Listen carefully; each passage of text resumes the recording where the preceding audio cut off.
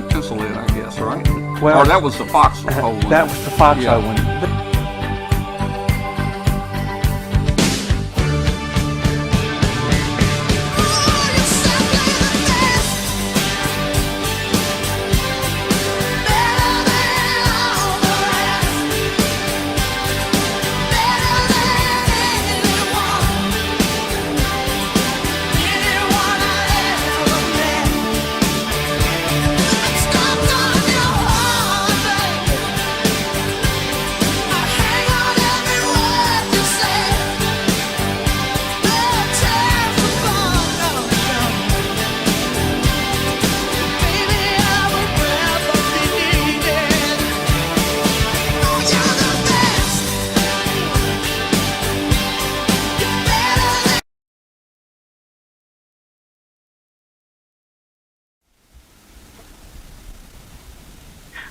Hello, everyone, and welcome to the Amateur Radio Roundtable. It is Tuesday, July 27th, and we so very much appreciate all of you who are joining us live tonight on YouTube. If you aren't already subscribed to our channel, we would love it if you'd hit that subscribe button down below. That way you'll get notifications every week when we are here. Hopefully, as the show goes on, you'll realize you just love it, and you're going to hit the like button as well, and of course, share it with your friends, because sharing is caring. I'm here with my sidekick, Dwayne WI7FD, and we, of course, have Tom W5KUB and Glenn KW5GP, and tonight is our guest, Rich W2UV, because, of course, it's the last Monday of the month.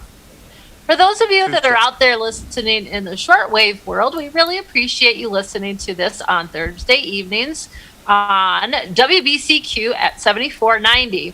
We'd love to hear from you, where you're listening from, and a signal report. So if you would send an email to Tom at W5KUB with a little note that you were listening to the show, we'd love to hear from you. We always like to give a shout out as well after the fact. So again, thanks to all of you who are on our Facebook groups as well. And we've got a lot of fun projects that are happening that we're all involved in. We're going to talk a bit about that tonight. We've got a lot of fun things, so let's just dive on in. I probably forgot something, but you know what? The boss will let me know about it. So with that, let's get around the room and say hi to everybody. So let's go south to Mr. Glenn O'Peel, KW5GP. Hello, Glenn. How are you? Oh, I'm doing a whole lot better tonight. Yeah. But, Yay. I'm actually looking over at the lab and thinking of fun things to do. Huntsville's coming. I'm getting together a new Arduino presentation. And let's just say that I'm kind of looking at making a slightly right turn, moving off of the Arduino C++ and into the Circuit Python, which seems to be the new programming language for the Arduino and the Raspberry Pi Pico and some of the new fun stuff. Sounds good. Well, I'm sure we'll talk about that a little bit more. Yeah. Well, Dwayne, what do you got going on in your world? Well, we got a pair of repeaters that we're trying to get going for the club. Made some revelations on how to get a 2 meter, 70 centimeter, 6 meter, and 10 meter repeater project out of 2 repeaters. So we're going to try and get those online this fall. It'll be a while. Does that explain the big HRO box on our front porch? It's about 6 feet tall. Okay. There are some fresh antennas in that box that are destined for that repeater project. Oh, very cool. Yeah, so we'll be talking about that later too. And let's go up to the New England, New Jersey, New York Metroplex to Rich W2BU. How are you doing, Rich? Good to see you here. It's good to see everybody too, and I'm doing just fine, trying to get through our last couple of 90-degree days of the month, and they tell us it should be cooler and drier tomorrow and the rest of the week. We'll see how that goes. It's been pretty uncomfortable. But, it's been pretty awful around here as well. It's been, Dwayne, when he came home for lunch today, his car registered at 104. Most places around here, 99. The skies are very smoky from all of the big fires out west. We had, people are dropping from heat exhaustion left and right, especially tourists. So it's been a really difficult time around here weather-wise, but we're expecting a little bit of a break, I think, Thursday. So hopefully, instead of the upper 90s, it'll be the upper 80s, which will feel like, sweet relief by that point in time. We've had smoke from those fires as far east as here. We've seen it's, you can smell it in the air, you can see it in the sunsets, very amazing sunsets with all that smoke. But, it's gotten as far as here. And our son Dan lives in Salt Lake City, and he's got a lot of it that he's dealing with.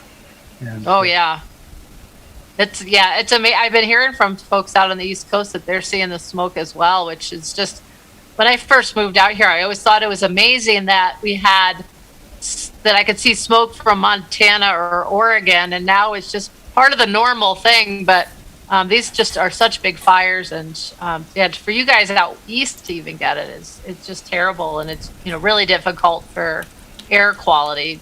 But we're doing the best we can and staying as cool and safe as we can. So with that, let's see about the boss, W5KB. Tom, are you behind the mixer there? You can't hide forever from me, Tom. Hey, I'm here. Boy, I was looking at Rich. Don't he look just relaxed and kind of just sitting back there in New Jersey? And man, it looks like he had a hair trim and he looks so happy up here, man. I don't know what's going on.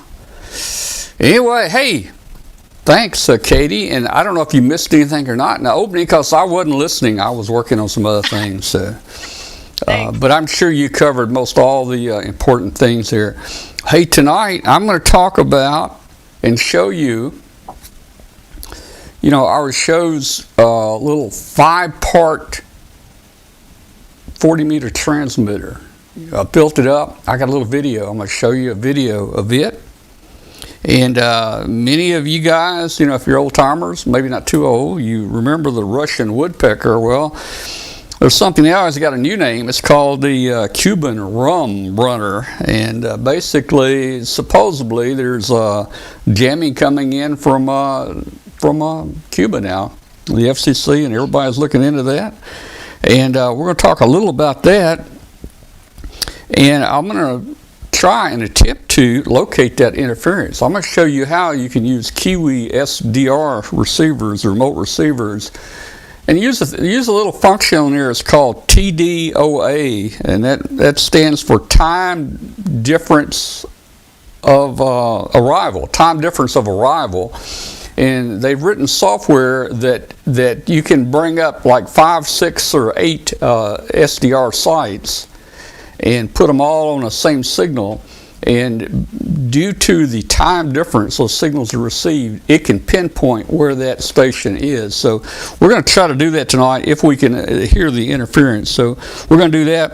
We're going to talk about 2 Hamfests tonight, 2 Hamfests coming up, and just a lot of things going on here. Thanks to everybody for joining us. Just wonder, do we have anybody new with the show tonight? First time. And also let me say, 40 was bad tonight. It was really bad, and we had about 3 or 4 check-ins. My buddy Tim, WB8HRO, always checks in. He's number 1 every week. So Tim, thank you for checking in. Sorry the conditions were not good enough that we could talk, but we did hear you there. Well, back to you, Katie, and pick it up there, and we'll kick this thing off.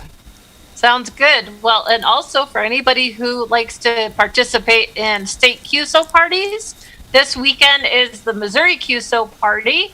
There's going to be some special 1-by-1 calls, and it's also their bicentennial. So keep an ear out for that. And thank you to Larry for sharing that in the chat.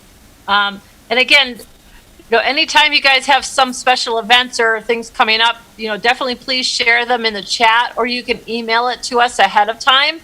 And that way we could share it with your, fellow listeners that are watching the show, so they know, because I know a lot of people out there like to chase paper for special events and such. So, so definitely let me know. All right, and then now it's time to talk to Rich and find out what's going on with our next episode of CQ Magazine. Well, welcome back, Rich. It's always good to see you. And we're through July and moving into August. Yep. And I can't remember what August is your special issue. Is that antennas? August is one of our special issues by not having a special theme, and that's one of the things that I love about it, because it lets us put together a bunch of different things that aren't necessarily related. We have a few of those each year. Before I start talking about the issue, I just want to bring up our print subscribers already are aware of this, that we've unfortunately fallen way behind on the print schedule, and we decided, in order to get caught up and stay on schedule again, that the June and July issues are going to be digital only, and we're jump starting with the August issue, which is on press now, and will go in the mail end of this week, beginning of next week, and hopefully we'll stay on schedule after that.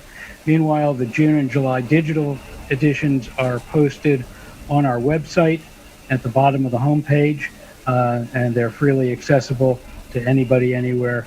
If you're not familiar with CQ Magazine and you want to see what it's about, as well as hearing from me what it's about, there's a great opportunity to look at two of our issues at absolutely no cost. Our Take It to the Field special in June, and our July issue as well. So, and then you can take advantage of our subscription special that's also on our website. So perfect.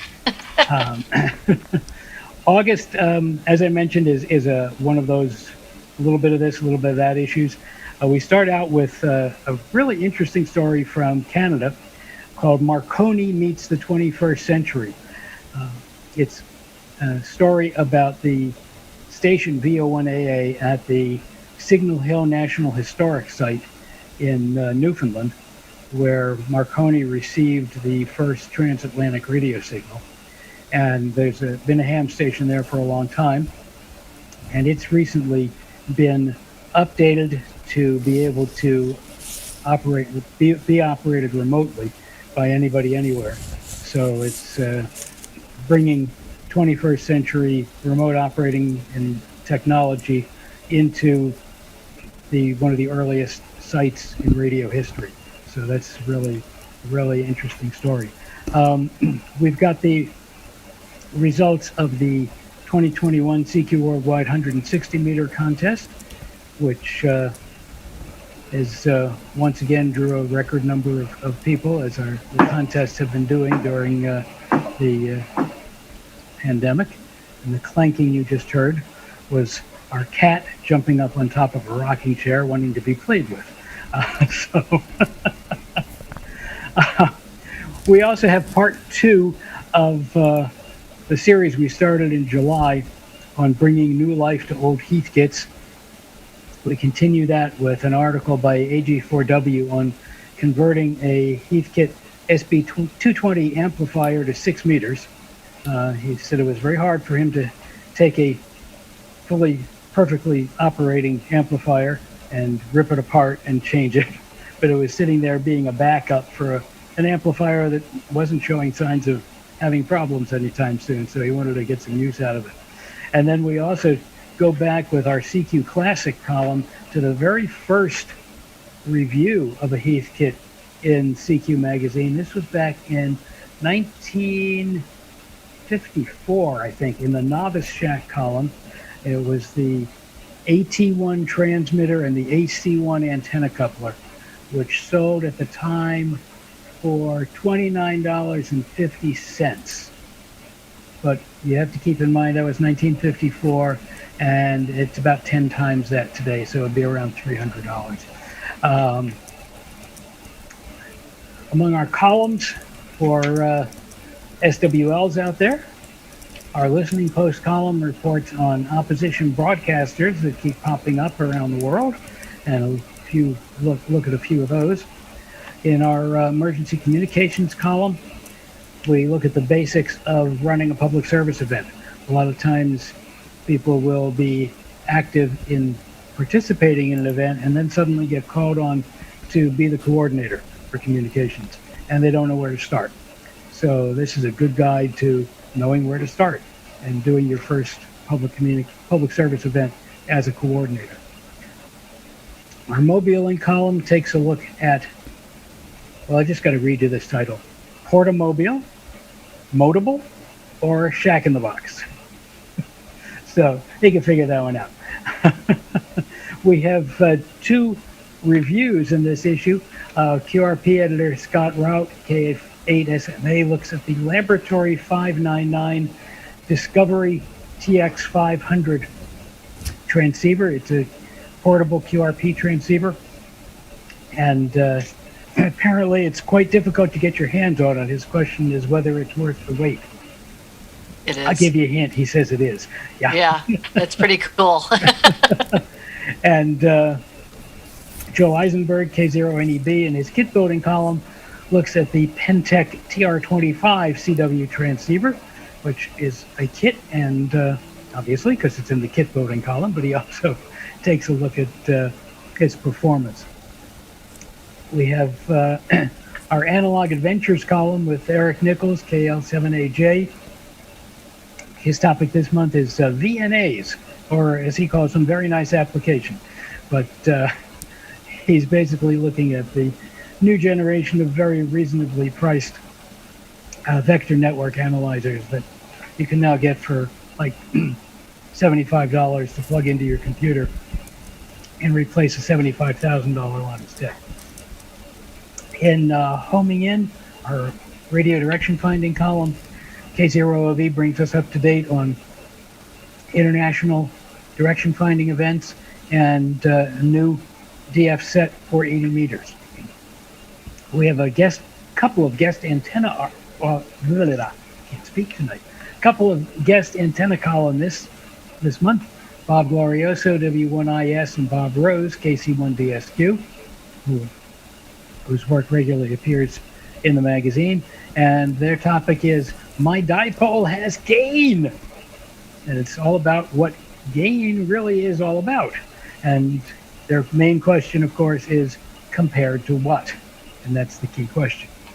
VHF Plus editor Trent Fleming, N4DTF, takes an in-depth look at the 1.25 meter band, commonly known as 220 or 222, one of ham radio's best kept secrets.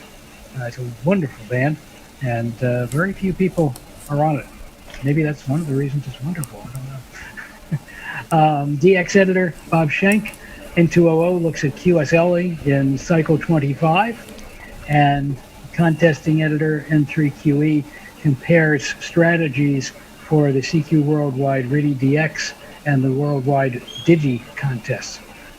Similar in nature, but very different in how they're structured and in what strategy you need to get through them. So that's the basics of what we've got coming up in the August issue. Just one quick note, since Tom was talking about the Cuban rum runner interference, we are planning for our September issue a very, very interesting article on that, the jamming, and looking at some of the history behind both the unrest in Cuba that's at the root of the jamming that's going on, and the history of kind of 60 years of radio wars between the U.S. and Cuba. So really interesting stuff there coming up in our September issue. So, that's pretty timely. we do our best. Think about it. That's great. Well, that sounds awesome, Rich, as always, and it's good news for anybody who is can have access to and take a peek at June and July issues of CQ Magazine digitally on your website. Which, and of by course, the way, one other thing I wanted to mention that in relation to that I forgot before, everyone's print subscription has been extended by 2 months to compensate for those 2 issues that were missed in print. So nobody's going to lose out on anything. And, right. Of course, our website is at www.cq-amateur-radio.com. Perfect. Thank you so much, and hopefully you're going to stick around for a while tonight, since everybody's going to be talking about some of the fun projects that are happening. And we'll definitely see you back here again at the end of next month for the next update. So thank you very much. And if anybody has any questions, feel free to post them in there, and we'll just keep moving right along. And I'll pass the baton back to the boss, if he's listening. I'm listening. Okay, just making sure. Because you said you weren't listening to me at the opening. I'm listening. I always listen. Yeah, thank you. Hey, Rich. Hey, 220. Let me tell you, that's a hot little band. I've got both 2 meters and 440 gear in my car. I never get on it. I have a 220 gear in my car, and that's the only repeater I'm on here in Memphis. And we got a great bunch of people on 220 here in Memphis. It's a great band. It's really a wonderful band.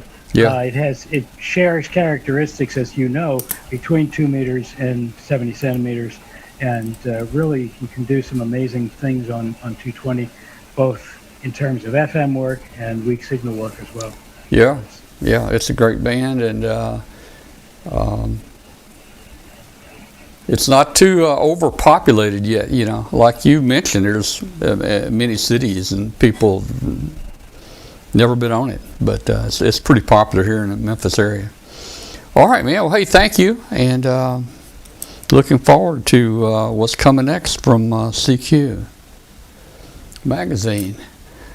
Okay, well, we're kind of at a little breaking point here. Let's do this, and then we'll be right back. And we're going to jump into some exciting things here in a minute. So we'll be right back in just a minute.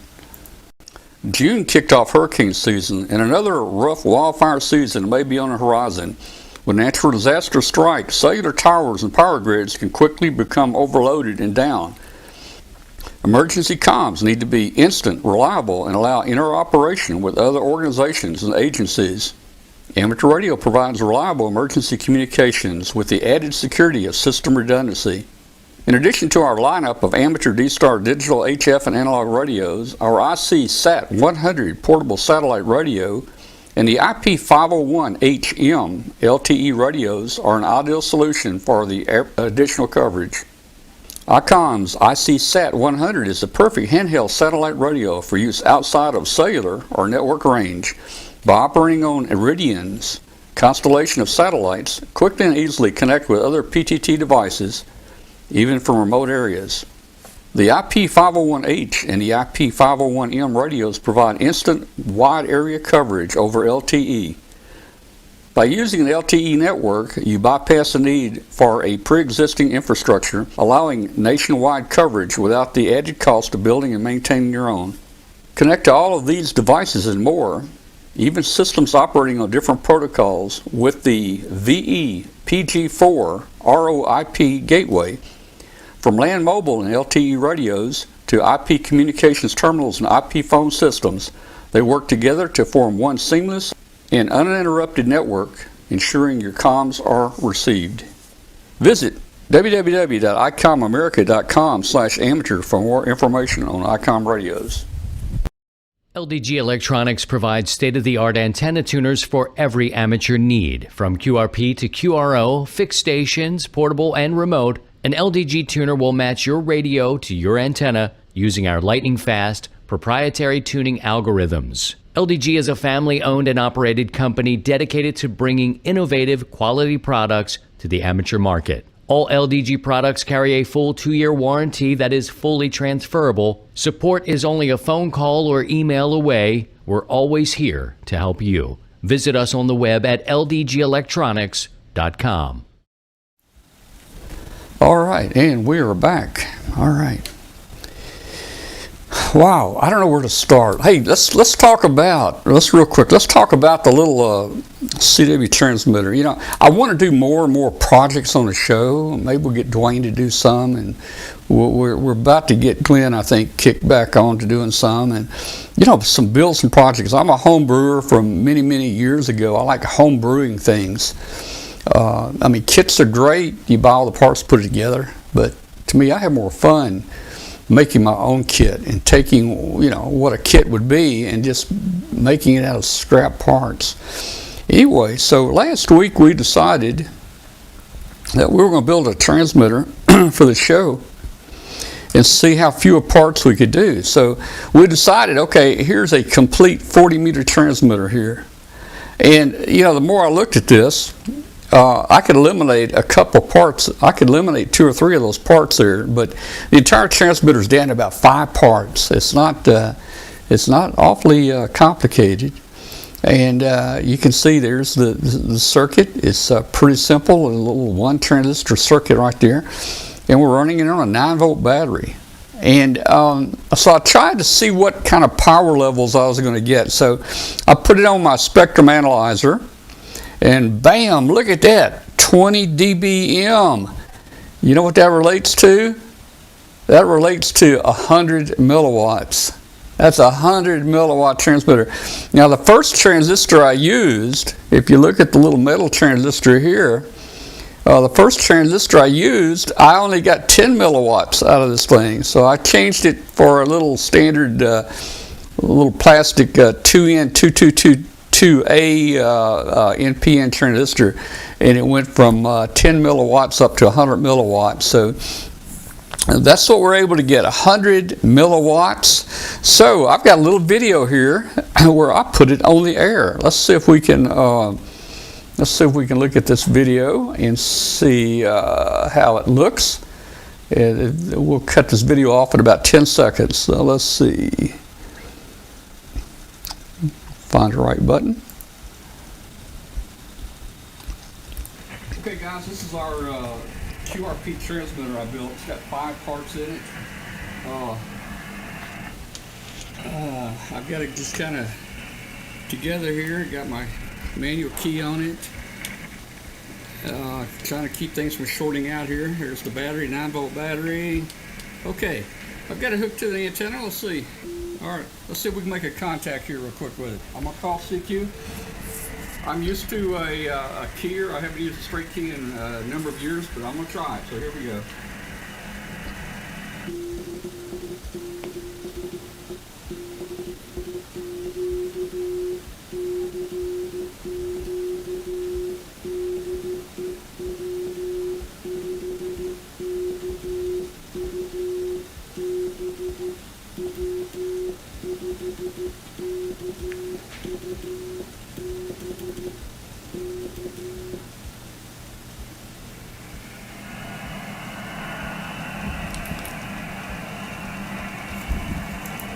Well, guys, that is all the noise. All we got back, noise. We didn't get any answers. I tried maybe for 30 minutes. Now the band was not too good that day. In fact, 40 has been really lousy.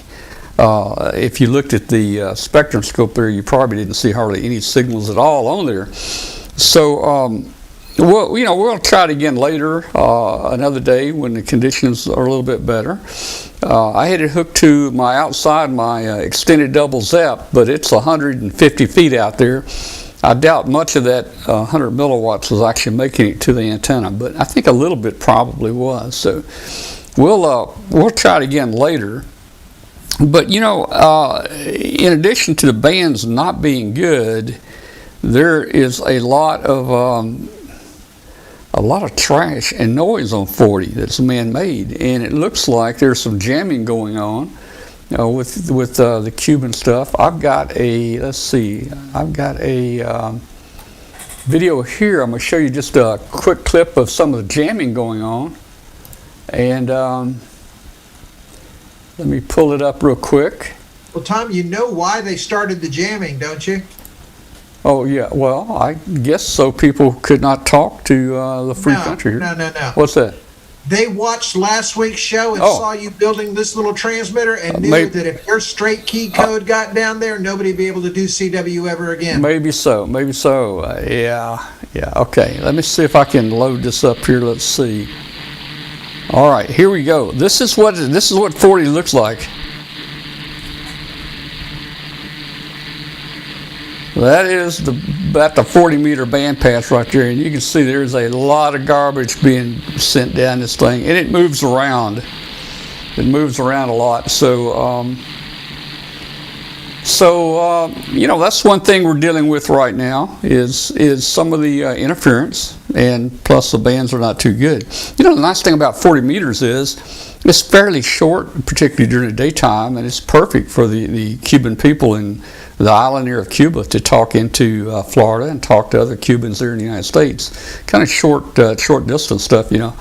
So I guess the government has decided that, you know, this is something we want to try to cause some problems with. So that's kind of where we are now. There's ways that you can tell where that's coming from, and we're going to try tonight to see if we can pinpoint it and triangulate that signal here.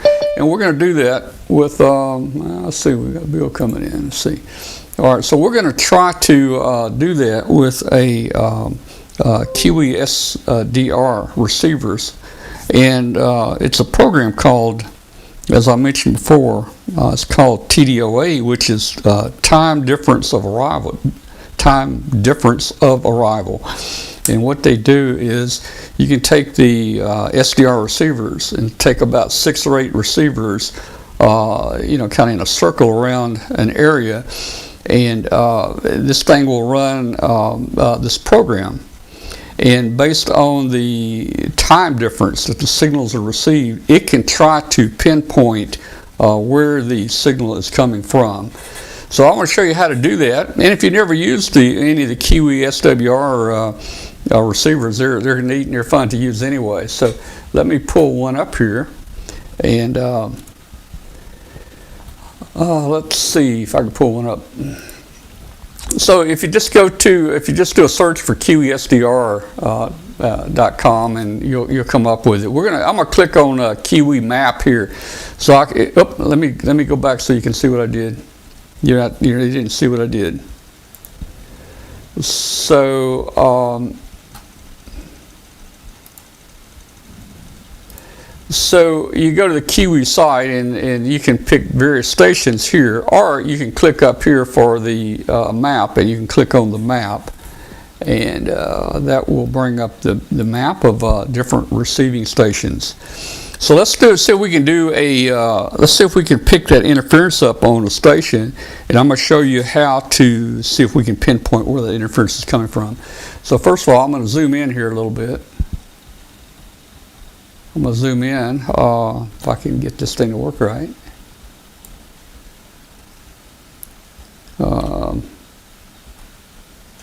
Here we go. It's not cooperating. All right, I'm going to have to let it settle down here. Here we go. Okay. All right, so I'm going to zoom in a little bigger on the U.S. And you know, we think the interference is coming from Cuba. So let's do this. Let's pick a station, for instance, in Texas, right down here at the border of Texas and Mexico. We're going to pick him. We're going to just click on him, and that's going to bring up the Kiwi receiver. We're going to click here to start the receiver. Now we're remote and we're going to be listening from Texas. I'm going to change the frequency up here. The interference has been down in the bottom half of the band, basically. So I'm going to change this to like 7130 or something like that, and we'll look at the entire band. 7130. All right, I'm going to put it on the lower sideband. Okay. I'm going to zoom in a little bit.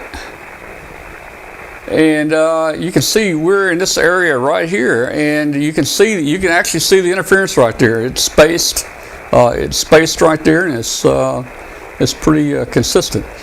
So what we want to do now is, a lot of people don't know about this, but if you go over here to extensions, right here on the right side, go to and click on extensions. You can click down here on TDOA. That's time difference of arrival. And once you click that, we're going to select about 4 more stations and put them in the listening mode here. So I'm going to pick one up here around New York or somewhere. Let's see. We'll pick this one station. We've added him. Let me see if I'm getting this right. Okay, we've got him. Let's add a second one. This is not working real well. Let's see if this. There we go. Well, I keep losing. Tom, is all of that strictly receive? Yeah, these are all, yeah, that's receive. All right, so I'm trying to get my map down in a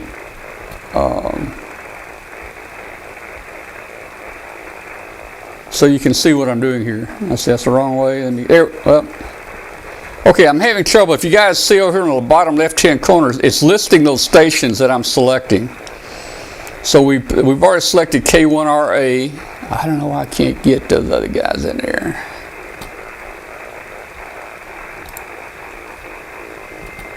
All right, I'm going to select another one from the U.S. here. Let's see.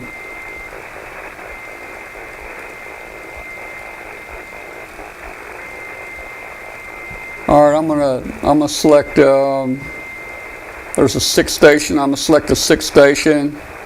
I'm gonna select another one. I'm gonna select there's an 8 station. I'm gonna select that 8 station. All right, so I've got about 3 or 4 stations. Now, what you're not seeing here is important. And I'm not sure why it's covered up. It's covering up something right here that I'm wanting to show everybody.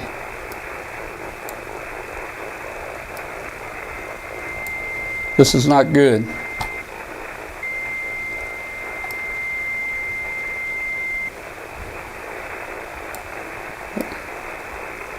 You can see it trying to show up here on the bottom left corner. See it? You can see it right there. Come in and go. Let's see. You see what I'm talking about? Oh, gee whiz. Tom, I've used this site many times for receivers, and I actually didn't know that they had the TDOA option. So that's really neat. So I'm having trouble, Bill. I can't get to the little thing down here to hit the submit button. So it's covered by this, and this is not. Let me try this. Let me try to. There we go. I just reducing the size of the screen. By reducing the size of the screen, now you can see what I was just talking about here. So I added a K1 station. I added a 6 station, and I added a 5 station. And I'm going to hit the submit button here, and let's see what happens here. So I've got 4 stations now trying to listen to that signal, and let's see, it must be zoomed in further. I've got to zoom in further.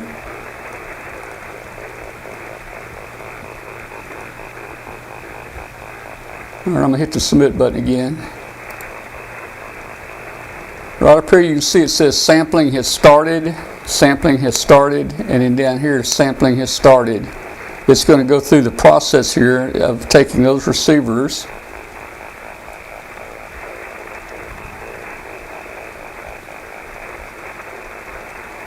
Okay, and it takes it just a minute or two, and it should come back here.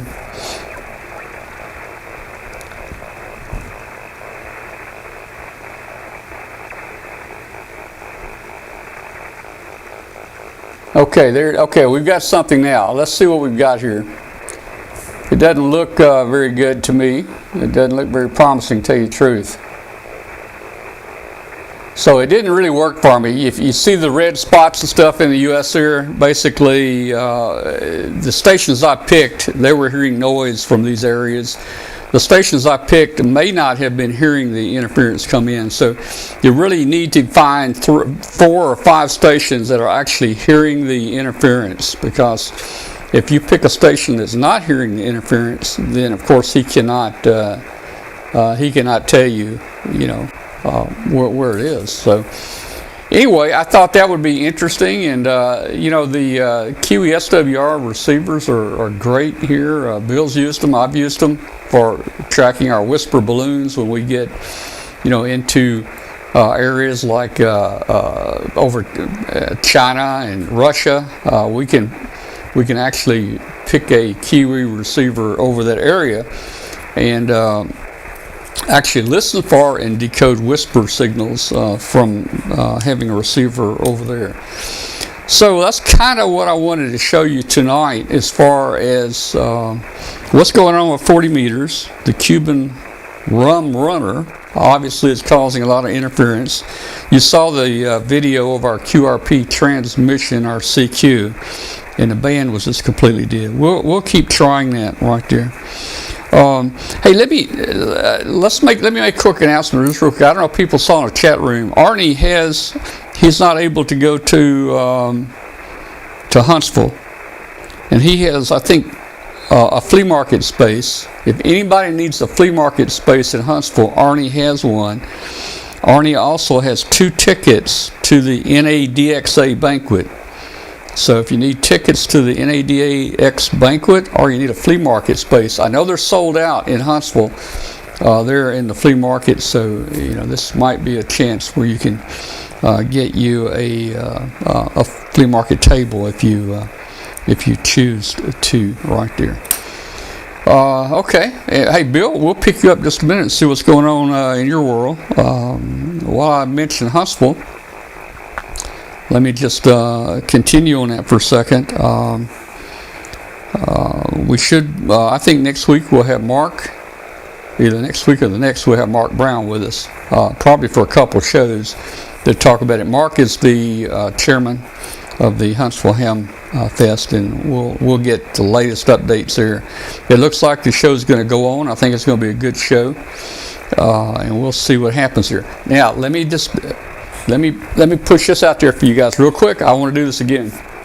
We had a few people that took us up on this offer, but for us to go to Huntsville and put this show on, it's going to cost $600, $800, something like that.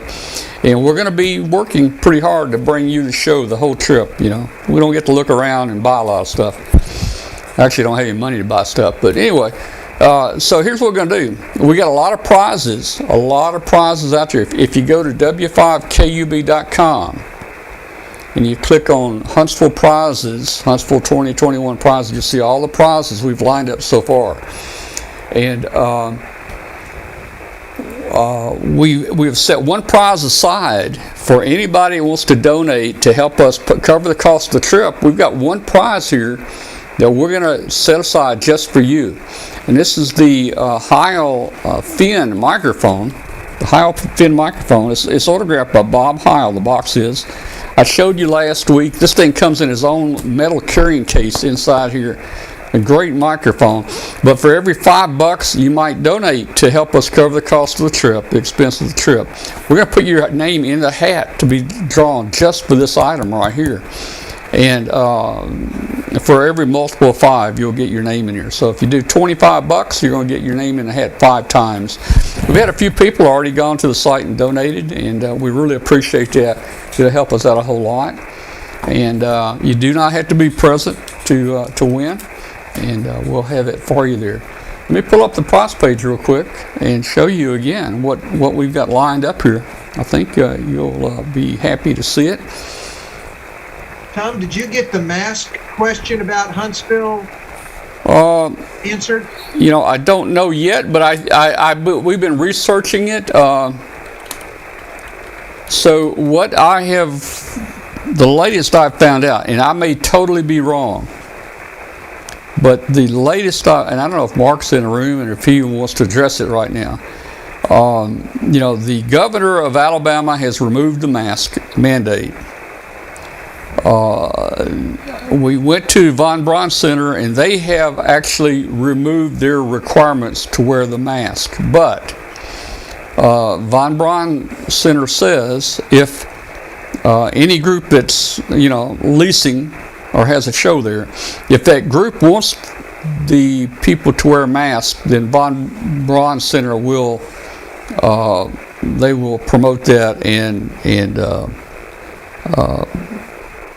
make sure that happens. So we don't know yet if the Hamfest is going to require you to wear a mask or not. It's not going to be. It looks like it's not going to be a civic center issue or a state center, state issued mandate to wear your mask. So if you go to w5kub.com and right there at the top, we've got the top menu. We've got prizes there. You click on prizes, Yeah, I did that wrong. Let me go back. You go right here, you go to prizes, and you come down to Huntsville 2021 right here and click on it. You're going to see some of the prizes that we we have here. And of course, as you can see, we have first mentioned, our little fundraising thing here at the very top. And there's buttons you can do, a PayPal, credit card, whatever you want to do, if you want to. And guys, if you don't have the money, don't feel obligated. Don't do this. We've got about 20 or 30 other prizes free for anybody out there, so we want you to have a good time. This is a nice headset by Radio Sport. Again, this year, headsets. I haven't heard back from ARRL yet. Usually they do a antenna book and handbook. We'll see. Ballon Designs, great ballons. You saw one here on the show a week or two ago. These are probably the best ballons you can get. $100 gift certificate toward one. Rich there, he's donating digital editions for CQ magazines. Here's a new product out by DV Mega right here. And I don't know what this is. And Glenn, it's some kind of Ambi dongle, Ambi server. You know what that is? No, but I bet Bill probably does. All right. Okay. So that's coming out there. We're going to have, we've got desk wedges. We've got desk signs. We've got handy talkies from Gigaparts. Gold medal, we've got hats. You can get a hat there with W5KUB on it if you want one. No, you can get your own call on it. Ham Radio Deluxe, we're going to be giving out some Ham Radio Deluxe software. Heil Sound, we've got some other prizes from Heil Sound. That's a little handy talkie headset. Cantronics has got 3 nice prizes. Each one of these is about $450. They're packet and other stuff I'm not even into, modems, I don't know what they are. QSL cards, if you need QSL cards, we've got them coming. Lots of stuff from MFJ, dual clocks, switches, dummy loads, headsets, watt meters, all that kind of good stuff. Bill, here's your tiny SA, a tiny spectrum analyzer right there. And that's a dandy. Yeah, it's a dandy there. And SDR Play, we were talking about SDR receivers a while ago. This is a great little SDR receiver. This is the SDR Play, and you'll love it. Signal Link has come through with a new Signal Link USB. And it seems like everybody always wants this. There's a whole reel of LMR 400 cable right there. So that's some of the. Put me down for a roll. That's some of the stuff. That's some of the stuff we've got. We're going to be giving out. And what we're going to do is just as like what we do here on the show, we give out a prize.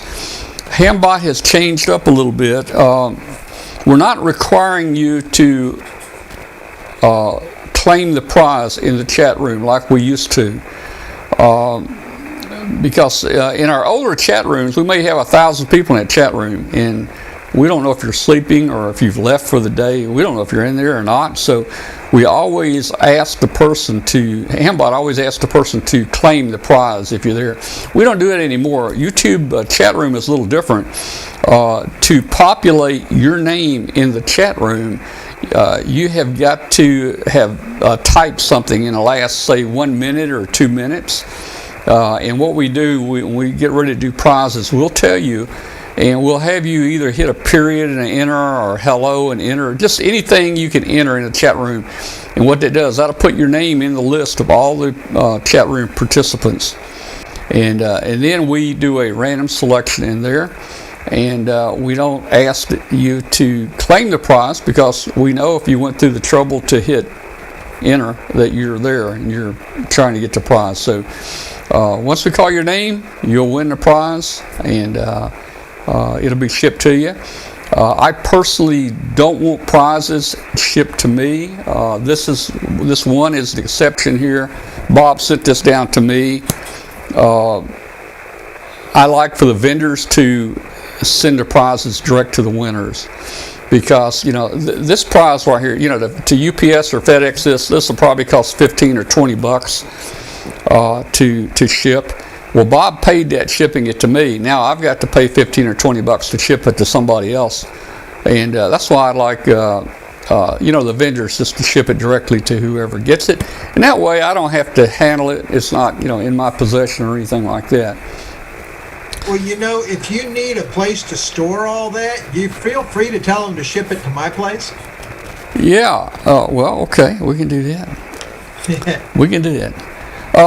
So that's kind of what's going on with our webcast, and we're gonna have a lot of prizes. Let's see, setup day will be Friday the 20th. August the 20th will be setup day. We'll be in here first thing when they open the door at 10 o'clock in the morning.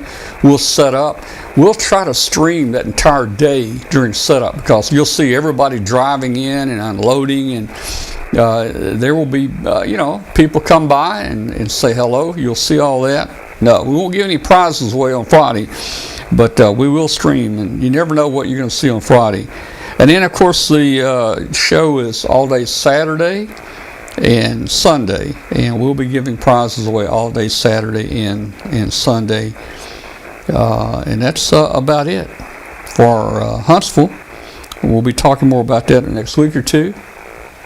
My SDR is still running in the background. Okay. Let me look at that. It probably is. And you know what? I didn't have the audio turned up. Well, yeah, I did. There it is. There it is. It had a little bit on there. Okay, I turned the audio on. Thanks for telling me that. Who was it told me that? Let's see. Mark told me. Mark told me that. Hey, thanks a lot, Mark. I'll have to go in there and try to figure out which window I've got open here and try to clear it up. Sorry you had to listen to all that static during my talk here. So that's Huntsville. You've got a dedicated crystal on that little transmitter of yours, right? Yeah. Okay. Can you have you tried the reverse CW beacon network? No, I have not. Other people have mentioned it. I've used that before. I just have not. I have not looked at it. How does that work? Somebody has to put it in here, don't they? No, it's automatic. Is it? All you have to do is call CQ about 3 times, then go DE W5KUB, or you can do test DE W5KUB, and then check the website, which I posted in the chat room, and it will show you if any of the remote stations have picked it up. Well, they're running the CW skimmer software, and it'll show up. I've done it several times with even just a 20 milliwatt transmitter. And that's really interesting. I didn't know that it was just this automatic. I thought somebody maybe had to put it in there, kind of. I think some people can, but I believe there's a number of automatic stations. I found a website that shows how to set up a reverse beacon receiver using those SDR radios and different kinds of radios like that. Hey, was that SDR noise really loud while I was talking? I didn't actually hear it here. Were you I didn't hear it until you turned it up. Okay, all right. Hey, I've got a special surprise here. What do you got? Come on up, Dad. I want everybody to wish my dad, this is Joe, Whiskey Bravo 8, Mike Sierra Juliet, who taught me Morse code when I was the age of 4. In fact, I knew how to speak Morse code, to do Morse code, before I could actually speak full sentences. So, all right, and that's the guy that taught me. He was a radio man in World War II in the Navy, and taught me Morse code and his WB8 MSJ, and he's 96 today. So, wow! Everybody say happy birthday, Joe! Yeah, happy birthday! Yeah, happy birthday! Hey, man, it's so glad to have you. So glad to have you on the show with us, man. And change the digits around, Dad, to make it.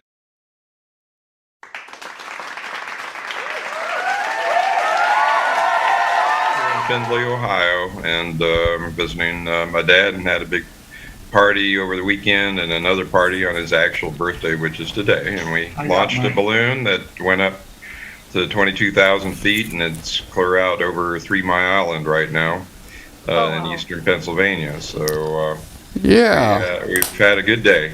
That's great. Well, There's tons that's of happy good. birthday messages showing up in the chat. Yeah, a lot of people they're all saying saying happy birthday. Oh, that's great. I'm so glad you could join us tonight for your birthday, Joe. Happy birthday. Well, if I had known that, I would have had a cake. If I'd known that, I would have had a cake ready for the show tonight. There was a lady in the paper that died today on my birthday. She died at 104. My goodness. Wow. So I may make it yet. You just might. My goodness. There you go.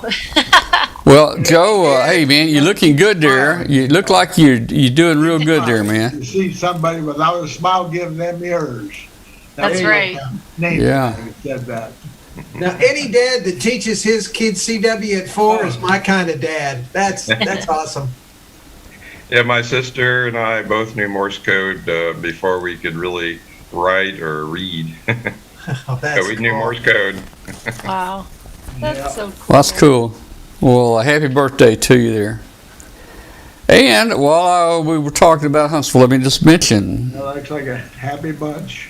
Yeah, let me mention. Hey, East Tennessee Hamfest. Now, Bill, are you up at your dad's right now?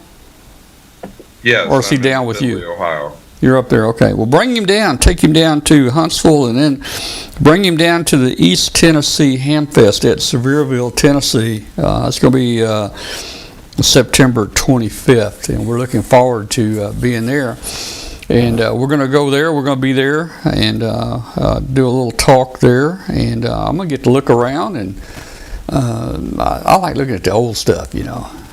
I don't like all this new stuff, so I'm gonna see if I can buy me some boat anchors or something while I'm there, and then from there we're gonna head over to our home in North Carolina, probably for about a week. So I'll be doing the show the Tuesday after Sevierville. I'll be doing it from the Blue Ridge Mountains in western North Carolina. And we'll probably do a little recap of what the Ham Fest was about, that I just attended there. Well, all right. We normally open the phone lines. We've started opening the phone lines for people and Skype to join us. Let me. I see some balloons there. Are you using hydrogen or helium there? What are you using there, Bill? Bill, can you hear me? I'm trying to unmute. We just use the poor quality helium. Poor quality for your dad. You're using poor quality helium. I would have thought at least you would have done hydrogen there. All right. But it's hard you don't want to inhale hydrogen when you're trying to talk. Yeah. That's okay. Bad. Hey, I'm going to do this. I'm going to open up the Zoom for everybody out there. Let's see if I got it here. Let's see. There it is, right there. And we're going to let anybody and everybody wants to join us tonight on Zoom. They can come into the show. I'm even going to open the phone lines here. We're going to have phone lines open in 65 countries where, you can dial a local number and join the show. Let me get You that. need to get 100 countries, Tom, and then you. I can only get 65 countries. I can only get 65 countries on local phone numbers. Maybe that's because that's only 65 countries have phones. I don't know. We have to cut loose at this point in time, so we're going to say goodnight to everybody. Good night. Go water everything because it's so bone dry out here, but happy birthday again, Joe. Thanks, Bill, for bringing him on. Looks like a good group. Yeah. If you want to have a party, you'd have to drive 1,000 miles to get together. Right. we like to do that too. We're going to have a party right here. Well, that's called a ham fest. Yes, exactly. Do that on our All right. 100th. Yeah, for his 100th. 100th will take a tour around to everyone's house. There you go. Perfect. Yeah, they threw me a nice little party on my 50th birthday. They call it Visalia, but Yeah, we surprised him at the big dinner at the DX convention, and about 800 people at the convention all sang happy birthday. It was great. All right. All right, it's starting to get really exciting here now. Now, Bill, let me ask you something, Bill. I want to be sensitive when I ask this. Your dad there is your dad still married? Oh, he's is he single now? Passed away. Oh, mother's passed away. Okay. Well, look, hey, there's a person in here that completed her 93rd birthday. 93rd birthday. She's single, so we're starting to get stuff coming in here. Give me something to dream about. We're starting to get stuff in here now. I want Bill to get out of the way, and I want Joe, not Joe. Yeah, let's see. Talk to you on the radio. Joe, I want Joe to get on here and tell us. Joe, hey, talk to us. You were a radio man in World War II, man. Talk to us about. Where were you in World War II? Were you in Asia or were you in Europe? Where were you? He wanted you to talk about radio school where you were learning. Oh, that was in World War II. That was we went to radio school and they had a guy that was in the service that taught us. Then we had a chief that taught us, and he would write code clear up to. Like he's going to spell a bad word, right at the end, he'd change it. Oh, really? Laugh, in the group. Yeah. Now, did you serve? What theater did you serve in? That was in 1940. Were you in the 45? Did you get over it? Did you get over in the Pacific or Europe or? No, I didn't get out of Great Lakes. Okay. They had our tickets made out after I got out of radio school. Yeah. To the Pacific Theater, and I knew what that meant. I meant Japan, Yeah. Oh, yeah. Pacific Yeah. Theater, and I thought, boy, that's going to be tough because Iwo Jima was tough. They lost boys in Iwo Jima. Yeah. When I was in Great Lakes. Well, Joe, think about the radio equipment. Think about the radio equipment you had back then. Now, I've been a ham for almost 60 years, and I had some of that surplus radio gear. It became really available in the 60s and 50s, and us hams got a lot of that. And it was some neat equipment, neat transmitters and ART-13 transmitters and all kinds of stuff. But think about the equipment you had then and compare that with the equipment you have today.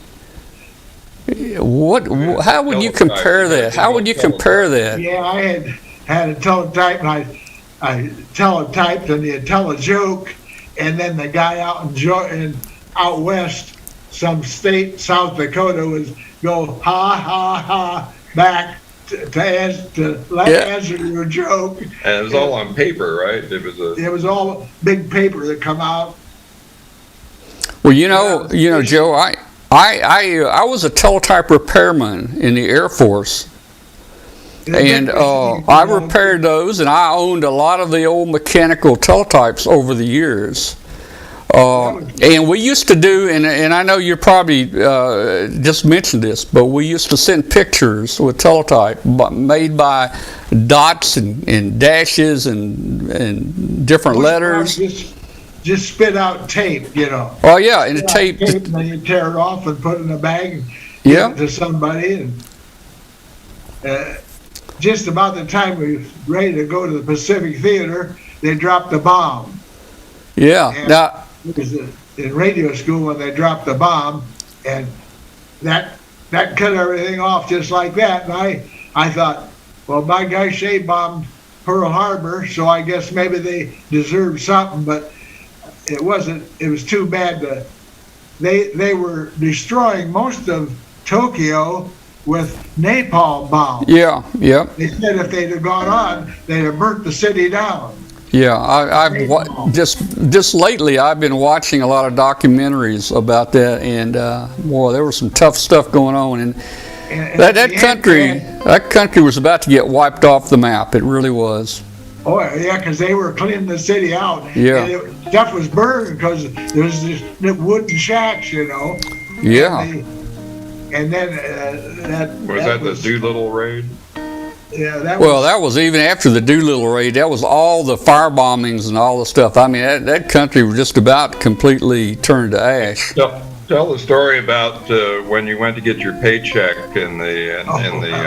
when you first started at the naval base. I was an old farm boy, and I went home on leave, and I come back to get my paycheck at the Navy, and I asked a couple of guys at the bottom of the stairs, where do I get this signed?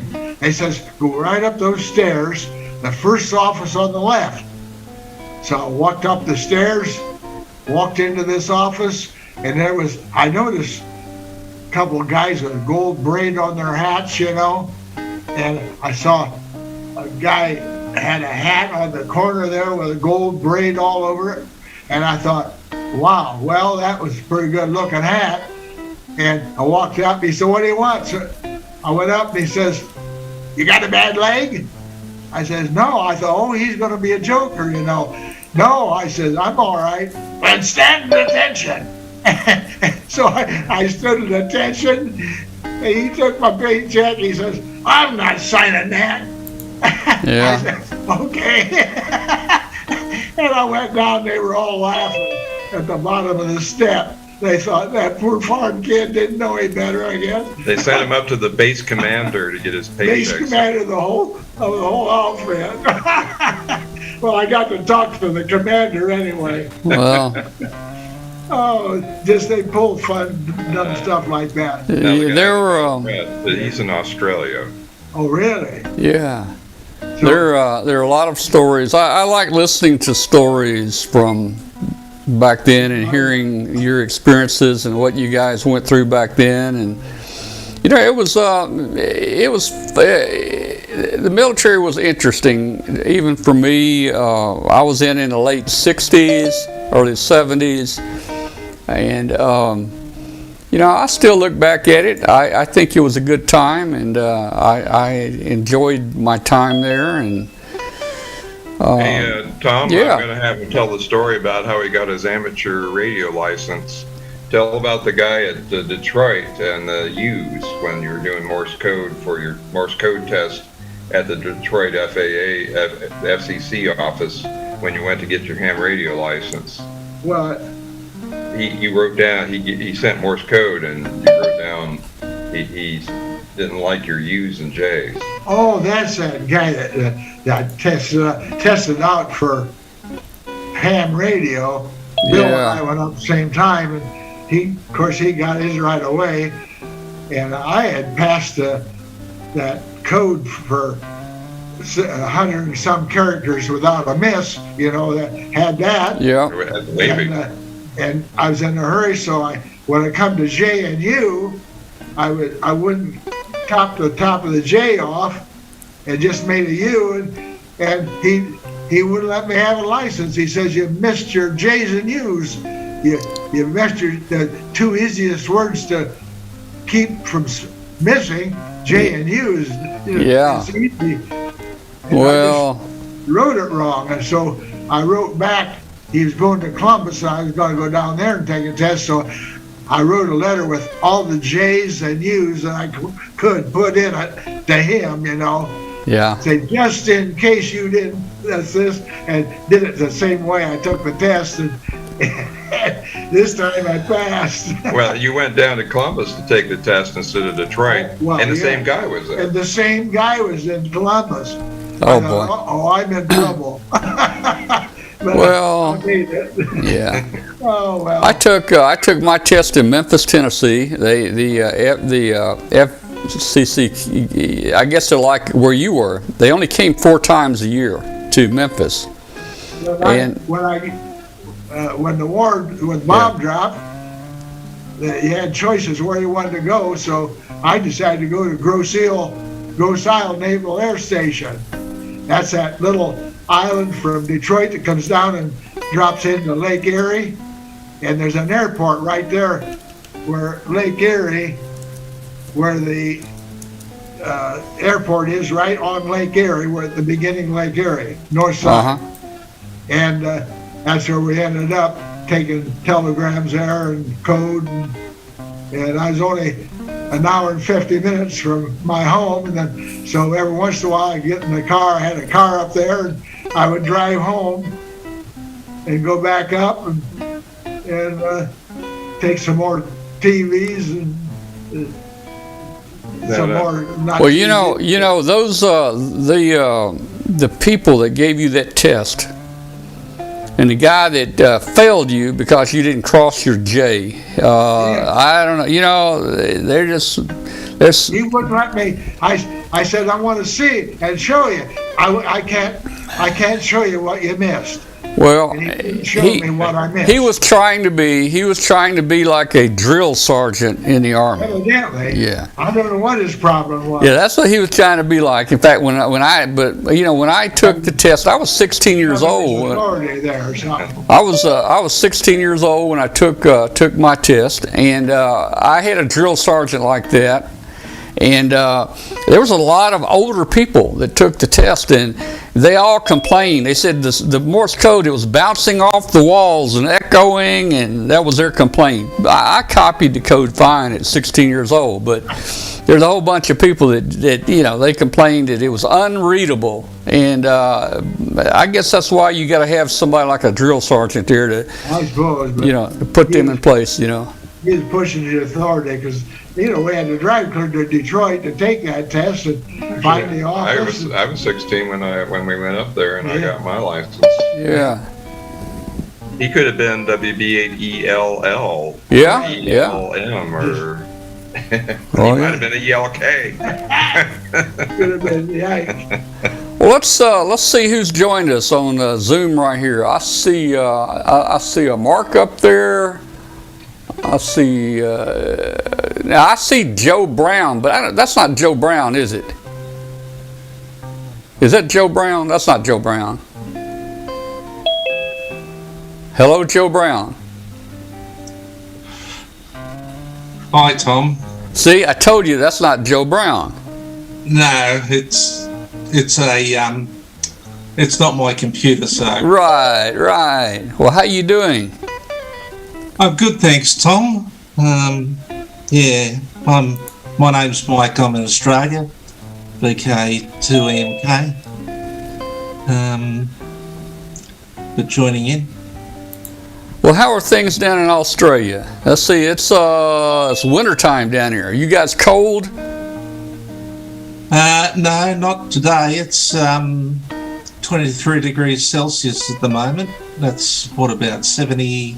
Yeah. 73, 74 Fahrenheit. Beautiful sunny day. It's the middle of the day too. Well, I guess it doesn't get too cold down there, right? No. Yeah. No, where I am, I mean, we never see snow. It never snows here, so. All right, man. Hey, I got to ask you a question, man. You got any kangaroos near you down here? Actually, down in the bush from where I live, there are a few kangaroos, but close to where I live, there's quite a large bushland. There's a few roos in there. Yeah. But can those? They're more in Western like I live in New South Wales, and they're more out west. Yeah. Well, can a kangaroo really box? Like. Yes, but mainly with its feet, not with its with the feet, not with its hand. And but the thing is, you get a kick from a kangaroo, and it's worse than a horse. Now, I've seen videos where people actually got in a fight with a kangaroo. I think the kangaroo maybe attacked the person's dog, and the hunting dog or something, and the guy went out there and he fought the kangaroo. Now, that was a good fight. Yeah, but what you've really got to watch out for is those feet, because, compared to a kangaroo, a horse is a gentle kick. Yeah. All right. Considering those feet launch the entire animal into the air. Yeah. And the thing is, they can go up to 7 feet high. So. Woo, that's big. Hey, how's 40 meters down there? Is 40 meters work pretty good? Noisy as all get out. Yeah, it's noisy here too, man. And of course, we're getting this interference too, but it has not been good. No. I tried to use 40 meters, but. Yeah. The thing is, the noise is just too too bad. Well, it'll get better there. Let's see who else we got in here. We got Mark in here. KA8. Hey, Mark, how you doing, Mark? Mark, are you there? It's KA9. Was it 9? Okay. I need to get a bigger screen. Yeah, the 9 station. Go. I got one of these from Bill Brown. All right, very good. All right, man, you're halfway there. You're halfway there, man. This one's not going up in a balloon, Tom. Oh, it's not. This one's going to stay on the ground. This is the hyper that Bill's been designing. Yeah. And we've got that here. And if I can bring it over to you. Yeah. This is what we're going to put it in. Just a little box. Yeah. Like that one. So it's got openings for it. We've been gluing a mount in here for the hyper, and then we'll bring in our AC and coax through here. So hopefully we can get that going here soon. I know that Bill's eager to get it listen for it. So but that's what it looks like. It just looks just like his Sky Tracker, only it's on the ground. Yeah. All right. Well, that's cool. Hey, Tom, I'm going to have to head out for the night. Okay. All right. We will see you, Glenn. Thanks for being with us tonight. All right, man. See ya. All right. And I will mention that board that Mark has transmits on 20-meter whisper, then it switches over to 22-meter whisper, which is 13.55. He's on 13.555.418 megahertz, and so that's a license-free band that is about 14 kilohertz wide. And though so there's a number of people there, and it's also Slin's slow CW, QRSS slow CW, and there's a bunch of screen grabbers around the world that you can watch to see if you can see. He's going to be sending SZX on the screen grabbers, and you can actually see it show up. There's an automated one in New Mexico, WA5 Delta Juliet, and if you search on there, he has all kinds of receivers and all different bands listening for this slow CW band, and every 20 minutes he uploads a waterfall display of what he is seeing on his waterfall display. So it's really cool, kind of cool. Well, that's good. I might have to play with that and try it out too. That's the unlicensed, no license required band. That'd be interesting. Right, and I just modified the Sky Tracker to shift the frequency down. It, like I say, it does 20 meters, and then it shifts the frequency down, and then on the next 10-minute sequence, it sends it on the hyper band, and then hops back and forth, and also sends the slow CW. All right, I just put the phone number up. I've had the phone lines open for like the last 20 minutes, but I didn't have the phone number up. So if you want to call us, the phone number is on the screen. You can give us a call. We have phones in 65 countries, and I'll take this opportunity right now while I'm at it just to say, if you're out there listening on International Shortwave Band, WBCQ out of Monticello, Maine, you're listening to Amateur Radio Roundtable. This show is about ham radio and amateur radio, and we're just having some fun tonight talking about different things. If you're out there listening tonight, send us an email to tom@w5kub.com, tom@w5kub.com. Tell us where you are in the world, and if you're hearing the station, we'll get you a QSO card out there. And if you do have internet access, you can actually watch this show. Just go to our YouTube channel. It's called W5KUB. It's called, go to youtube.com/W5KUB. That's our YouTube channel. If you hadn't hit the subscribe button, please hit the subscribe button. That helps us out a whole lot right there. We'd really appreciate that. And let's see who else we got called in tonight. Let's see. Let's see. Trying to see what we're looking at here. Hey, we got Charlie. Charlie down in Uruguay. Charlie, how you doing? How's my signal getting into Uruguay? Hello. No, yeah. Hello. Hello. Hi Okay. to all.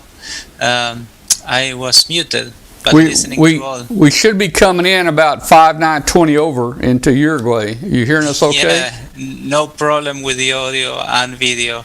Oh, I'm muted too. Well, the thing is, I have no light or nearly no light here. No light. Oh, they're there. There you go. Okay. I'm very, very dark here with the computer tonight. But it still looks good. You look good, Charlie. And I put the light a bit closer to me. I'm really happy that Charlie is here. He found us, I don't know, several months ago, and Charlie is almost always here on the show every night. Thank you, Charlie. I have to blame Alan. Okay. And Alan's not here tonight. He's traveling tonight, so he'll be back next week. But he tweeted about. He always tweets about the show. Yeah. And once I saw his tweet, he just tweeted something like, "We are now online or on the show live," and then I clicked on the link and all right, very good, very good. I'm glad Alan sends that note out. We all need. Hey, everybody, when the show comes on, send a tweet out that the show's on. I'd love to get the word out to more people. Sure. But hey, so glad to have you tonight. Who else is in there? We got. Well, it's not that many. Let's see. Do we still nobody? Wait a minute. I'm checking the phone line. Still nobody on the telephone. Okay. So let's jump up to Bill. Bill up there in Massachusetts. How you doing, Bill? Hello, everybody, and good evening to you there, Joe. Happy birthday to you, my friend. We do have a little bit of, I guess you could say, an equal understanding of amateur radio. I was in the Navy, and in 1979, I got orders to Midway Island, and I was licensed as a novice out there. And I'll tell you, I had the radiomen and the electronics technicians running back and forth because they didn't know what the heck I was doing. Hi. Well, Bill, did you make many contacts for Midway? That's kind of out in the middle. I did, but believe it or not, Tom, I did. That's kind of out in the middle of nowhere. I was expecting to.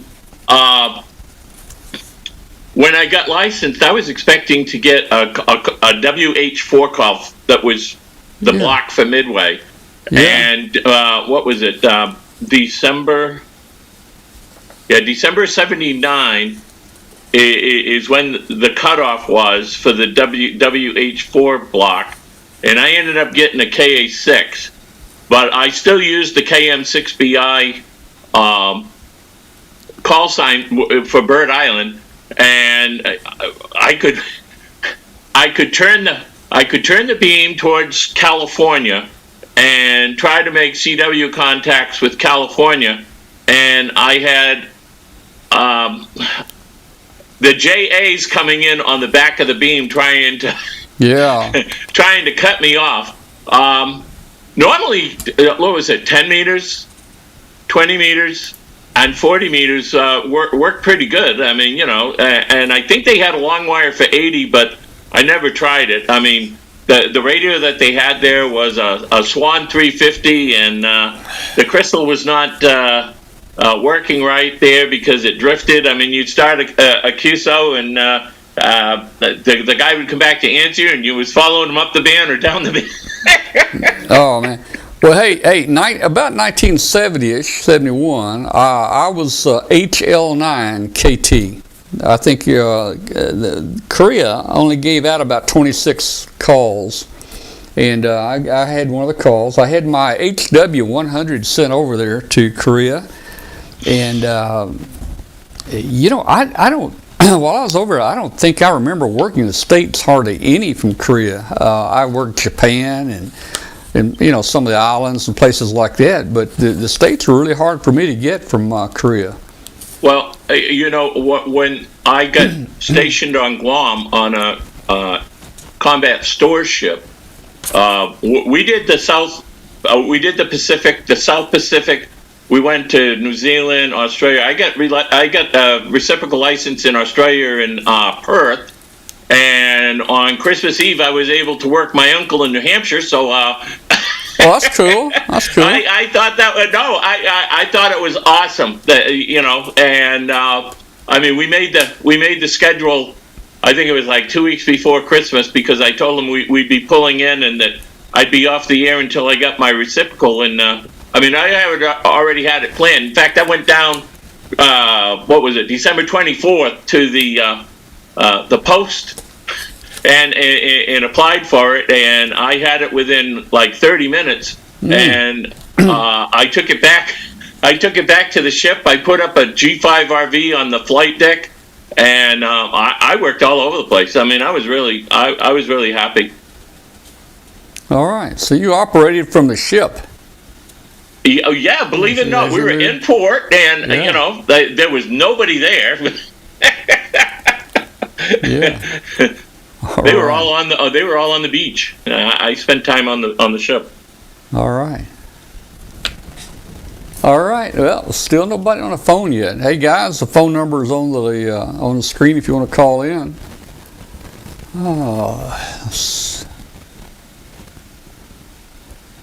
Anybody else got anything you want to talk about tonight? Let's talk. Give us Dad's going to head off to bed. Okay. Good night there, Joe. Okay. Congratulations and happy birthday, my friend. Good night, Joe. Good night, Joe. Happy birthday. Happy one for you. And see, he said say 73. I'll say 73, 4, and 5. All right. 73. 73. Take care. Excellent. All right. Well, very good, dear. Excellent.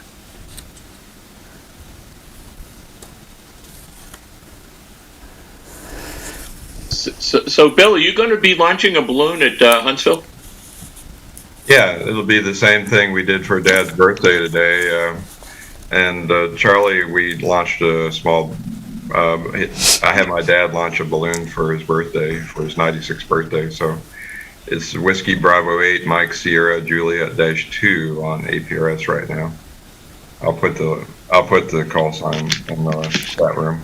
Is that I think the forum's at 11 and we'll be doing a launch at noon. Is that going to be one of the silver Probably one of the silver ones. It's hard to negotiate the bigger balloons through all the hallways. How much free lift? How much free lift? It's been so long since we flew one of those. Like 3 grams or something. Almost exactly the weight of a penny, which is 2.5 grams. Today I ran about 2.65 grams free lift, just slightly more than the lift of a penny. Wow. Yeah. That's not much lift. No, it isn't. But it was a pretty calm day in our farm, and we have 1,000. Is that going to be a Whisper or an APRS balloon?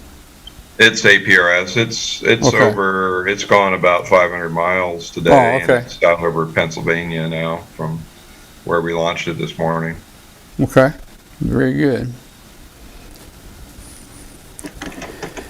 All right. Well, I'm still waiting on my generator here, guys. I'm putting a 22 kW generator in here at the house. I got my concrete slab poured outside, and I'm just waiting. There's my slab right there. I cleared me out. I dug me up a bush, and I put me a slab down, and I'm just waiting. Now, everything is back ordered. Everything. Really? Wow. Everything is back ordered, and it's going to take several months to get that. Can you get the electrical in before you get the generator there? No, they'll do it all in one day. The gas guy, he'll run the gas pipe and tap and close it off, and they'll test it for 24 hours, and then the next day, electrician he'll he'll put the wiring in and hook it up. It'll all just about be done in one day. And once I get that put in, we'll never have an outage here again. I mean, that's just what do you call it? It's for luck or so. I don't even have to hook it up to the electric. Just as long as I install it here, on that pad, we'll never have another outage. So. Yeah, I call it envy. Yeah.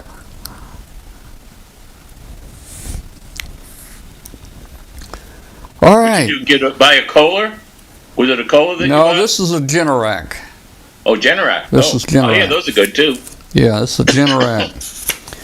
So it's they're pretty good. I mean, it auto start, runs on natural gas, Wi-Fi enabled, all that stuff. So it's gonna be interesting.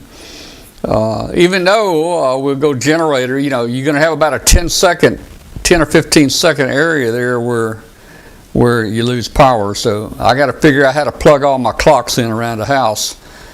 I've got UPS in here on a number of things. I've got me about 450 pounds of batteries outside, and I've got a massive UPS system in the garage, and I ran Romex. I ran Romex from there through the house and down the walls, and put me some UPS receptacles in the walls for all the computers, the TV, the modem, things like that. So it'll stay on. In fact, it'll run on those batteries. It'll run about, if we lose power, all the computer systems and the TV and the internet, everything I run for about 8 or 9 hours before I start getting worried. Usually, within an hour or so, I'm usually out there cranking up a generator and connecting a generator to the house. But by having the auto start and all that out there, it'll be nice. We don't get, we get ice storms here. Ice storms, a lot of tree limbs fall, and actually, ice is probably the thing that gets us the worst here. There was a time here years ago, we're down through Mississippi, all the major big high tension, the big metal steel transmission lines, the ice brought every one of those down. And there were people without power for, a month or 6 weeks. Even here in Memphis, there was a lot of power outage here for weeks at a time. So, unless I lose natural gas, I will be okay. I'm hoping not for an earthquake. Yeah. Yeah.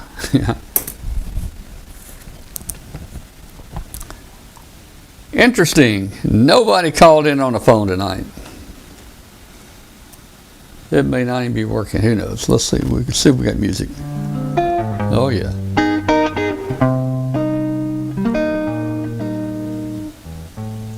Hey Tom, I think that this Zoom possibility is, it's making the phone line less popular. Probably so. Of course, this is a much better way to interact with the show. Yeah. Well, there's a few people that are shy and don't want to get on Zoom. We had a couple people call in, I think, last week. Let's see. What else is going on here? Let's see. Ice storm. Chris reminded me. Ice storm of 94. That's when 94. Wow, 94. Well, that's almost time ago. That was almost 30 years ago. Man, that's when we had the big outage. We've had smaller ones since then. Yeah. Tom, anybody, but 20 kV, it's a really big generator. Well, it's 22. It's 22, yeah. Okay. The mains in my house is a fifth the capacity of that generator. Yeah. Well, I live in an apartment, right? But usually at my Dad's house, the mains is also like a fifth of the 22 kV. So that's a big generator. You'll have no issues with that. Well, maybe we can keep the show on the air if we have a problem, you know. As long as I can keep the internet going and the power, we'll have the show, you know. I wish I could get some type backup network in here for the show, but there's really nothing here available that can give me the connectivity I need. I've got Starlink, Elon Musk's Starlink thing, maybe.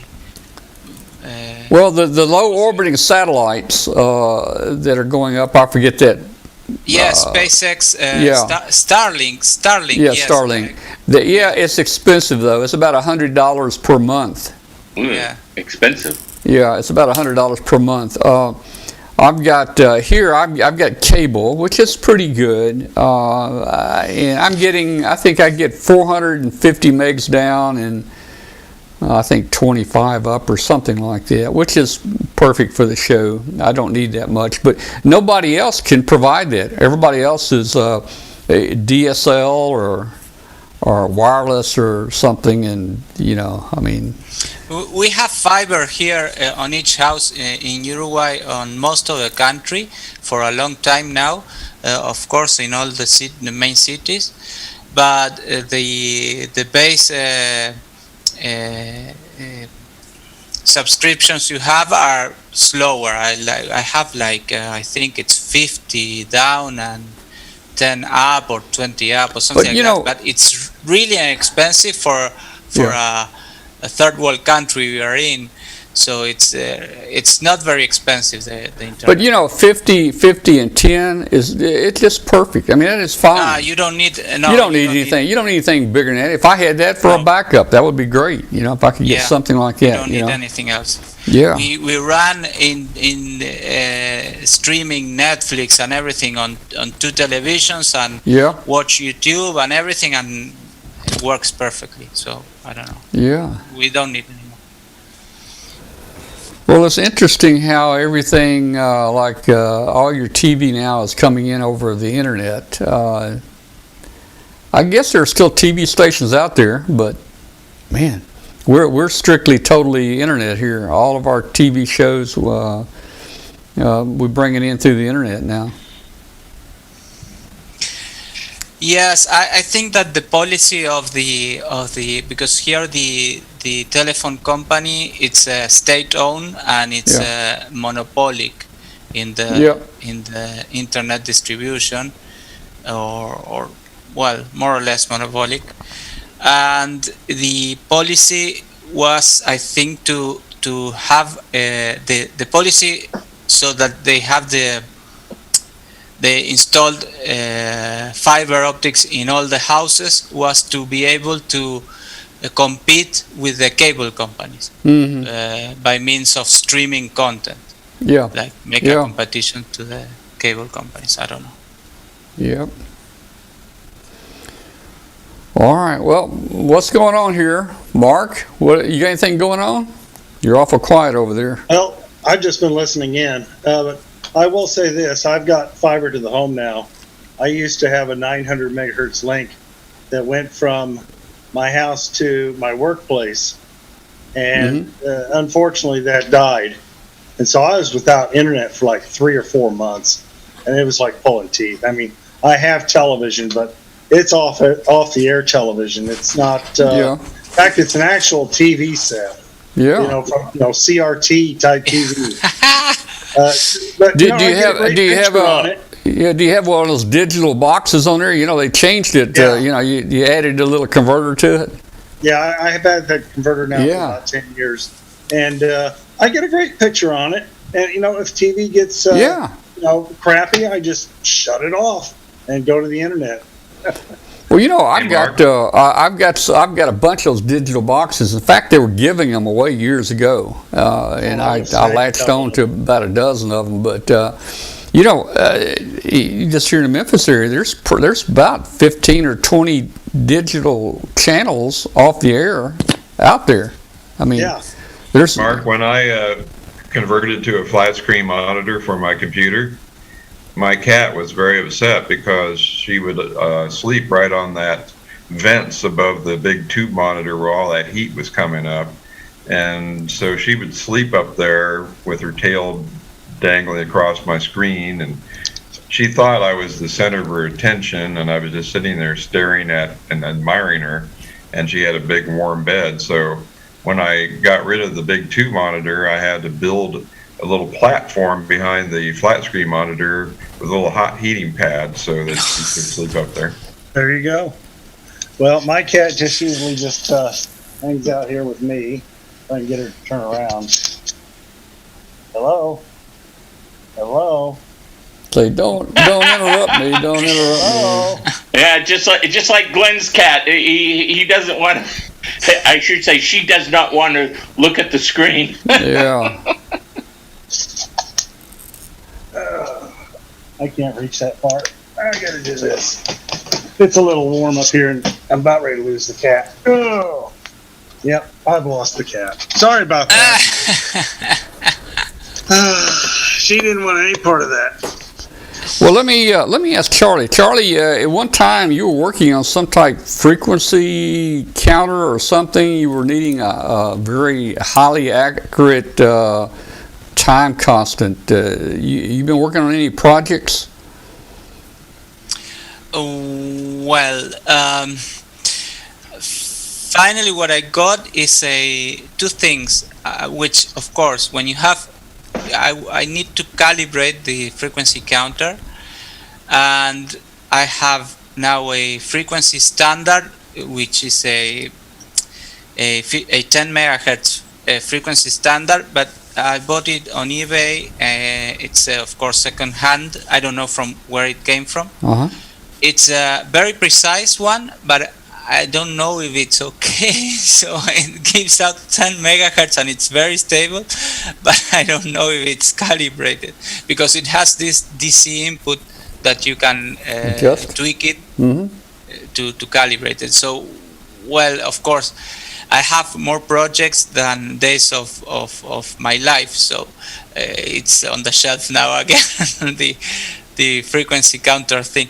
No, what I needed was a frequency counter because I do some repairs and restorations of old radios as a hobby, as a sub hobby, and I posted some things on my YouTube channel about that. But I like doing that, and I didn't have a frequency counter, and I bought this.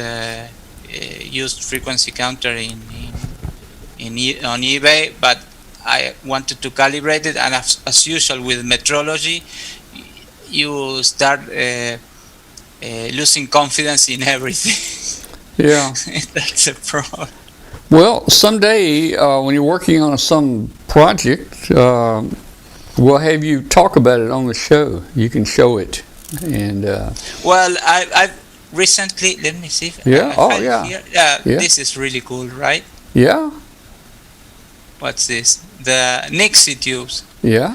I built this kit with one of my sons the other day, and I've always wanted a Nixie tube clock, so I built a Nixie tube clock. That's good. That's cool. Really cool. Hey, about many years ago, the frequency counters that we got had the Nixie tubes in them, and it was kind of cool. The first time I've used a frequency counter I remember in the university when when you had to choose the instruments to make the lab lesson on the lab. I always chose the Nixie tube frequency counter because I loved it the most. Nobody wanted it because it was older, than you had the digital ones and everything. But I loved that one because it had the Nixie tubes.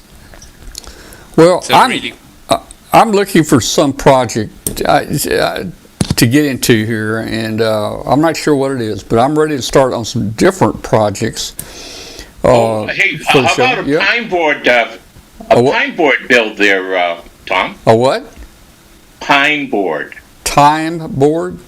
Yeah, you go out to Hobby Lobby there and get pieces of wood about this, and then you or if you go to House Sound, go to the bottom of his webpage there. There's a frequency. I think it's a frequency counter, and then the power supply, and then a trans. Oh, you pine board. You're talking pine board. Yeah, pine board. Excuse me. Oh, the pine board. Yeah, that's that gets me back into building things like I used to many years ago. But I'm thinking about trying something different. I'm thinking about gearing up here for the 620 meter band. That's 470 kilohertz. 620 meter band.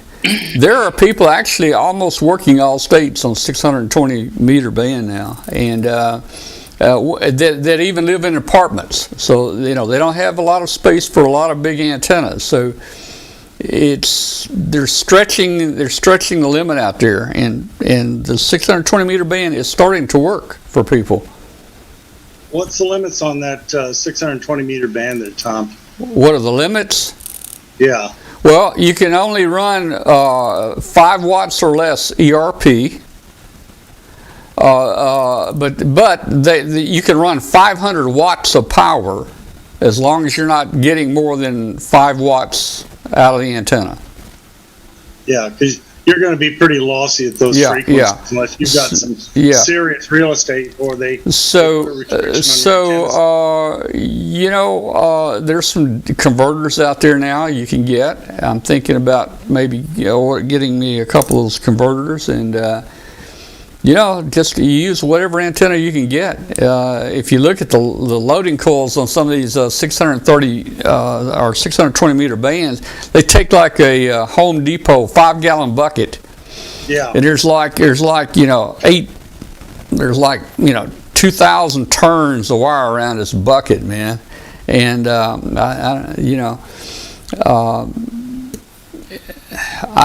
can get I got some tall trees and stuff. I can get some wire in the air. I don't know. It'd be interesting to see. Yeah. I know the loafers have that similar situation, and they're down at 160 to 190 kilohertz. Yeah. And that's the other band, the 2,200 meter band. I don't think I want to try that one yet. That's getting way down there. Yeah, it's full of noise too. Yeah, that's getting too low. I'm thinking about trying the 620 meters. So, hey, if there's anybody out there in the chat room that has been playing with the 620 meter band, let me know. I'm very interested. In fact, we may have someone on a show again here soon to talk about that's been very successful in that band. The pine board was a good deal.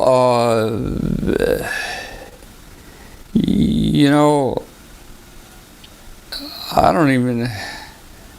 I have a few tubes around, not many tubes. I'd have to buy most of the parts for the pine board. But the pine board was a neat project that Bob did, and believe it or not, there's actually a shopping list, and they give you the places where you can go out and buy components and what have you. Right. I think it's like $86 for the transmitter. I think it's $86 for the stuff. I mean, yeah. Well, I probably have much of that in junk boxes here, from tube sockets to all the resistors, capacitors, and variables, and I probably have a lot of parts. I don't know,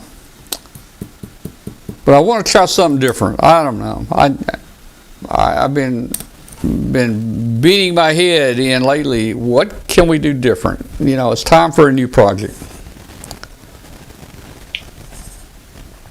We got Matt in the chat room, KW3DX. He wants to try 620 meters.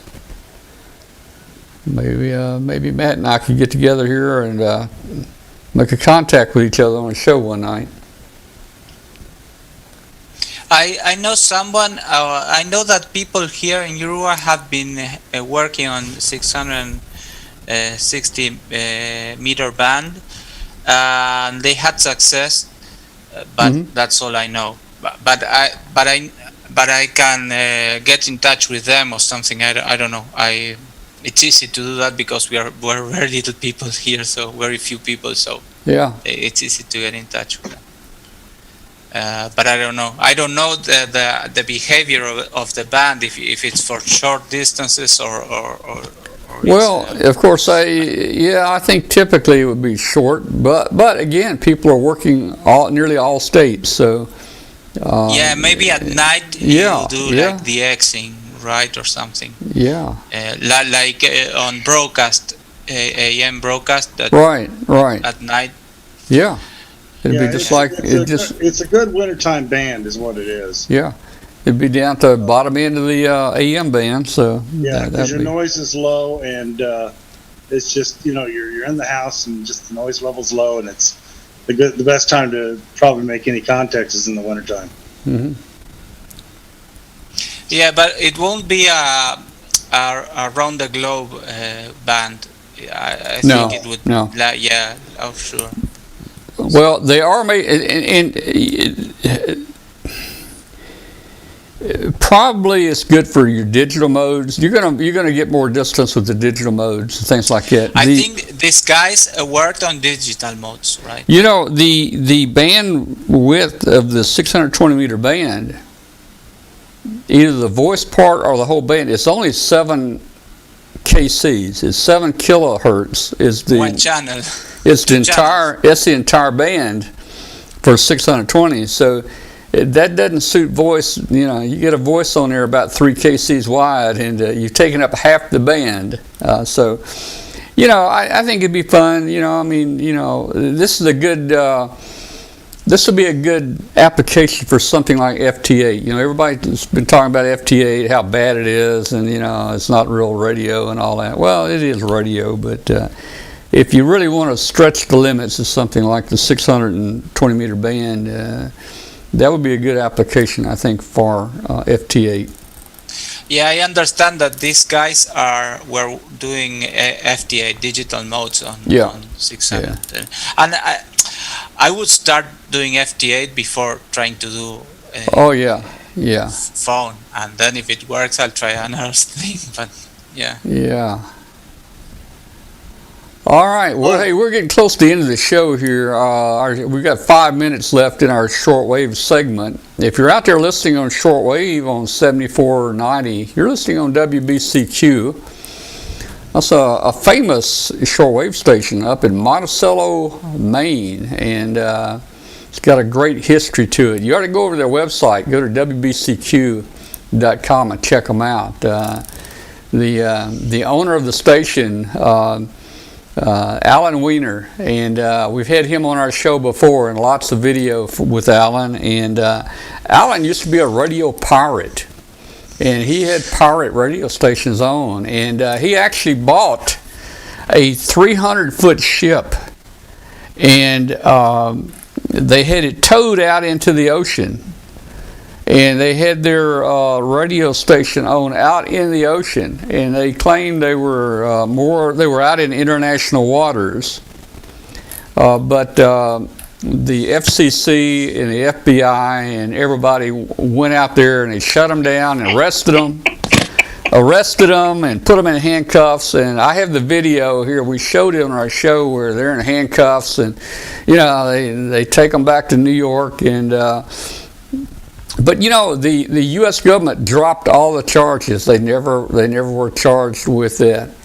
And the ship, an interesting thing, the ship that they used for that pirate radio station, it was in a movie later, I think in the 70s.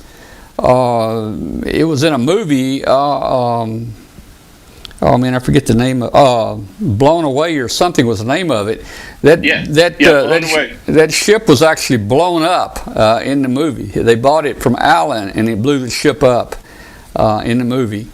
So it was kind of neat. But Alan's been on here, and since then Alan has gone straight. He's licensed. He's got radio stations, AM stations, FM stations, and he probably has one of the world's largest, most powerful shortwave stations on now. On 9330, if you'll go to their site, you'll see the antenna. It is a rotating antenna that has been installed by, I think, a firm from the Netherlands. This is the largest antenna that anyone has, and it has something like 30 dB gain. And guess what? They're running 500,000 watts. And he came on the show one night here, and we were on the air, and we had listeners on our show. We had listeners in Australia listening to our show. And here's the funny thing. We were on low power. We were only running 100,000 watts on low power. But 500,000 watts with 30 dB antenna, and it's steerable. So wow, what a station they've got up here.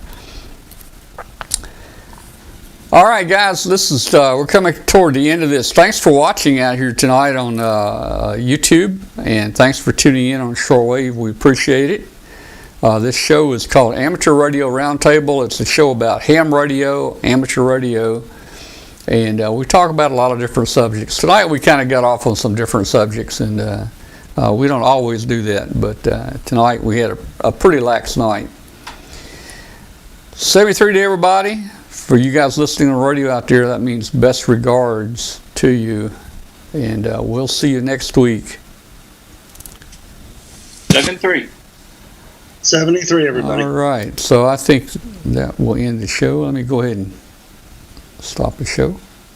73 everybody, and 73 everybody in the chat room.